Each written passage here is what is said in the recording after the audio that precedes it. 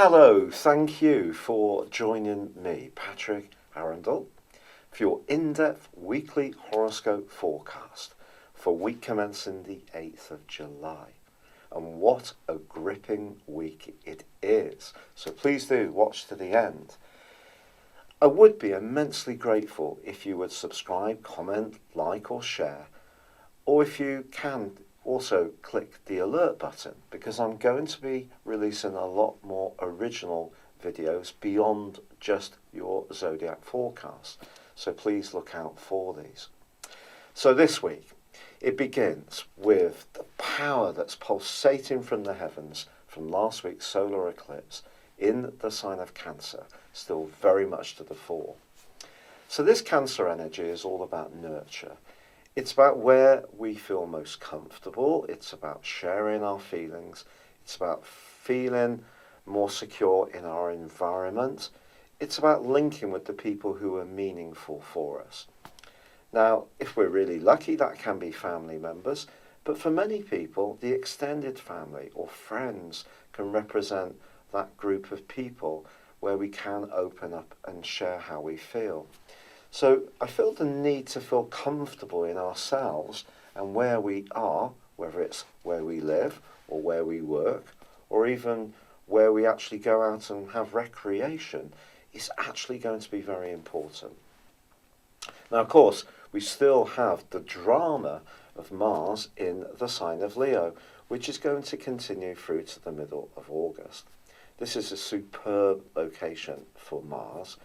It enables us to invest in our creative talents, and also if we have any flair or performance ability, this is certainly a fabulous time to put those talents forwards.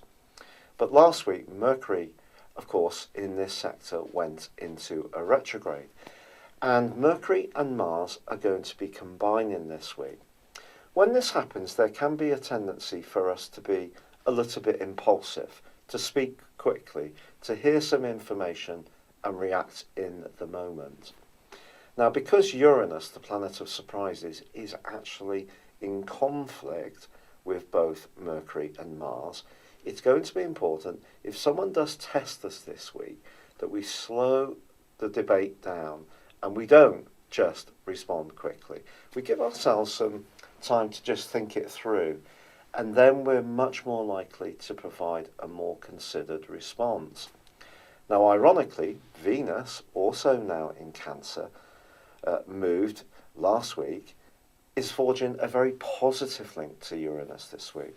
And someone close to us can surprise us with a lovely gift, a tremendously thoughtful gesture, or perhaps we can find a way to reignite some kind of relationship by taking a fresh look at it. Now, Venus also governs money, so don't be surprised if you can find a way to declutter your home, sell off some items that you no longer need, and actually make a nice return for yourself. Or it's also possible that you may think about how you can change your home to create a more spacious environment, because remember, environment is very important with the sign of Cancer. Now, Jupiter, the planet of expansion, excitement, and of course good fortune, does continue in its home zone of Jupiter, but it too is in retrograde through to the 11th of August. And that is clashing this week with Neptune. Neptune's also at home in the sign of Pisces, but this square just suggests that if we do hear anything this week where someone's trying to big something up to an extraordinary degree, we don't get too caught up in the drama of their claim. It's important to keep our feet very much on the ground. Now, in the early part of this week, the Sun does go face to face with stern Saturn. In the latter part of the week, with the rather revolutionary energies of Pluto. Because of the fourth house energy is very much about where we feel comfortable, I think it is possible that we could encounter someone who tries to change what feels comfortable to us by imposing their will or power on our situation in not a very pleasant way. This could be someone who's a kind of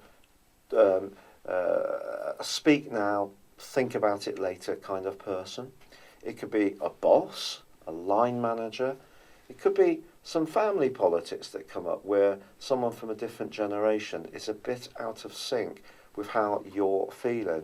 So it's going to be important to know where to fortify your boundaries so that somebody doesn't just come along and actually push you around, but equally it's also going to be important to understand our power and how other people see us. So this week is an opportunity for us, through the potential tension that can come from those oppositions, just to be mindful of how other people perceive us, but also what we expect in situations, and to make sure that we find a balance. So we may have to speak up for ourselves this week, and Cancer energy is usually a bit reluctant to do that because it likes to avoid conflict. But if you can, and you do need to say how you feel, then I would say it's better to do so.